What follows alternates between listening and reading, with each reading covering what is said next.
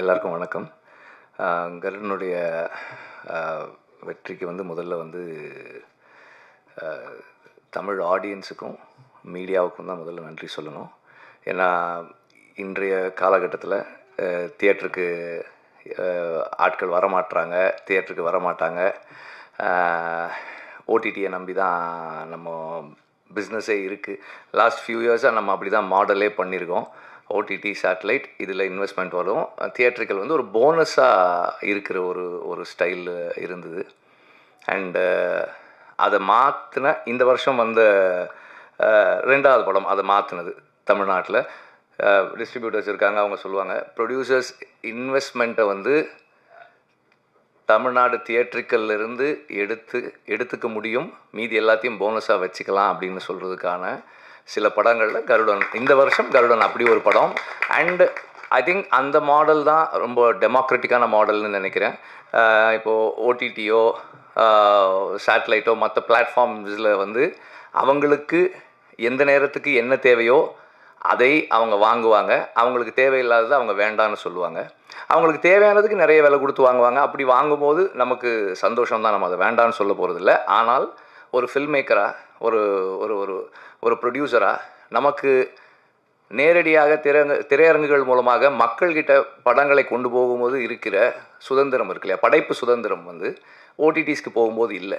இப்போது நமக்கு இருக்கிற சூழல் நம் படங்களை நம் மக்களிடம் கொண்டு போய் சேர்த்து அதுக்கான என்ன இன்வெஸ்ட் பண்ணமோ அதை திரும்ப எடுக்கிறதுன்ற அந்த model the most age old and the most democratic model. அந்த style of film making and exhibition, film எக்ஸிபிஷனை நம்மளால் சக்ஸஸ்ஃபுல்லாக பண்ண முடியும்னு நமக்கு இந்த வருஷம் நிரூபி காட்டியிருக்கிற வெகு சில படங்களில் கருடனும் ஒரு படம். அண்ட் இந்த இடத்துக்கு அந்த படம் வந்திருக்கிறதுக்கு மிக முக்கியமான காரணம் என்னுடையது. நான் நினைக்கிறது என்னென்னா, செந்திலுடைய கமிட்மெண்ட், டெடிகேஷன், அந்த ஒர்க்கு, அந்த படத்தை கொண்டு எப்படி சேர்க்கணும், இந்த கதையை எப்படி ஒர்க் பண்ணணும், தொடர்ந்து செந்தில்னு சொல்லும்போது அந்த டீம், அவங்க assistant directors and the whole team first. அதுக்கப்புறம் ப்ரொடியூசர் ஓகே இதை நம்ம பண்ணலாம், இதெல்லாம் கேட்டால் பண்ணலாம். எனக்கு ஆரம்பத்தில் அவர் எப்படி ஒர்க் பண்ணாருன்னு தெரியும். சார் ஏன் சார் கம்மியாக இருக்குது, நிறைய வச்சுக்கலாம் சார், இன்னும் கொஞ்சம் பெருசாக எடுக்கலாம் சார்னு அவர் ப்ரொடியூசர் சொல்கிறது நான் கேட்டிருக்கிறேன் அந்த டைமில் இனிஷியலாக. ஸோ அந்த மாதிரி டைரக்டருக்கு சப்போர்ட் பண்ணுறது.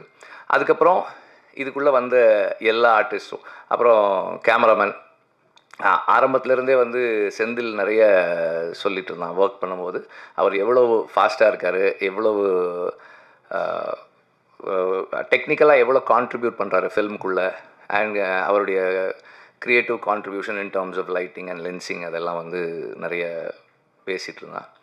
அண்டு எல்லா நடிகர்களும் அவங்களுக்கானதை இப்போ நான் அன்றைக்கி முதல்ல சொன்னது தான், அந்த இதில் சொன்னதான், அவரெல்லாம் சசியெல்லாம் வந்தது இட் இஸ் அது சூரியனுடைய அந்த கேரக்டர் தான் நினைக்கிறேன். அவர் இத்தனை வருடமாக அவர் என்னவா இருக்காரோ அதுக்காக தான் அவங்க எல்லாம் வந்தாங்கன்னு நினைக்கிறேன். நான் முதல்ல கேட்டேன் சார், செந்தில் சொல்லும்போது நான் கேட்டேன், அவர் ஏன்ப்பா வர போகிறார், அவர் வரமாட்டாரப்பா, இந்த படத்தில் ஏன்ப்பா அவர் பண்ணணும், ரோல் நல்லா இருக்குது, பட் அவர் ஏன் இதை பண்ணணும். அப்புறம் செந்தில் ஃபோன் பண்ணி சார் பண்ணுறேன்னு சொல்லிட்டார். செந்தில் சொன்னாரா சூரி சொன்னாரா தெரியல, ரெண்டு பேர் யாரோ ஒருத்தர் சொன்னாங்க. எனக்கு ஆச்சரியமாக இருந்தது, அப்படியா படத்துக்கு பெரிய ப்ளஸ்ஸாக இருக்கும் அப்படின்னு தான் சொன்னேன். படம் பார்த்துட்டு நான் என்ன ஃபீல் பண்ணேன்னா, அவருக்கு இது ஒரு எக்ஸ்ட்ராடினரியான ஒரு கேரக்டராக இருக்குது அப்படின்னு எனக்கு இருந்தது. அவர் சொன்ன மாதிரி அவர் ஒரு விஷயத்துக்காக வந்தார், அது கூட அவருக்கு இன்னொரு போனஸும் இருந்தது. அண்ட் சூரியுடைய commitment to do a film, அது எனக்கு ஒரு ரோல் பண்ணணும்னா, விடுதலை பண்ணும்போதே அவருக்கு இங்கே இந்த ரைட் ஷோல்டரில் ஒரு லிகமெண்ட் டேர் இருந்தது, அதோடு தான் பண்ணார். நான் சரி கொஞ்சம் பிரேக் எடுத்துக்கலாம், இல்லைண்ணே பண்ணிடலானே. அவருக்கு என்னென்னா, சரி பிரேக் எடுக்கலன்னா திரும்ப நான் ஆரம்பிக்கிறது இன்னும் கொஞ்சம் லேட் பண்ணிடுவேன், அவருக்கு பயம், அடுத்த ஷெட்யூல் போகிறதுக்கு இந்த பயம். அண்ணா அப்படியே பண்ணிடுறேன். அதில் தெரியும், கொஞ்சம் ஓடும் போதெல்லாம் தெரியும். அங்கே பட்ட காயத்தோடவே இந்த ஷூட்டிங்க்கு போகிறாரு. போனால் அங்கேயும் போய் சும்மா இல்லாமல் அந்த ஃபஸ்ட்டு அந்த டைட்டில் ரிவீல் பண்ண அந்த இதில் ஒர்க் பண்ணி இன்னும் டேமேஜ் பண்ணிக்கிட்டார். ஆனாலும் அதை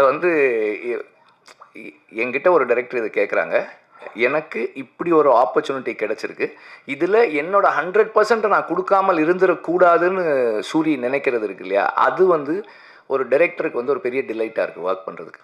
இப்போ எனக்கு அப்படி இருந்தது, செந்திலுக்கும் கண்டிப்பாக அப்படி இருந்திருக்கும்னு நான் நினைக்கிறேன். ஏன்னா நம்ம சூரி இங்கேருந்து கொஞ்சம் கீழே ஒரு 10 அடியிலேருந்து குதிச்சா கொஞ்சம் நல்லாயிருக்கும் இந்த ஷாட்டு. சரிண்ணே, அது மேலே ஏறிட்டு அண்ணே அதுக்கு மேலே உனக்கு ஒரு 15 அடி அங்கேருந்து குதிக்கிட்டு போனால் இன்னும் நல்லாயிருக்குண்ணே.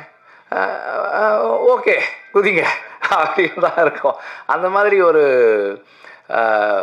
நம்மளை இம்ப்ரெஸ் பண்ணுறதுக்கும் சர்ப்ரைஸ் பண்ணுறதுக்கும் எப்போதுமே தயாராக இருக்கிற ஒரு நடிகனாக இருக்கிறாரு.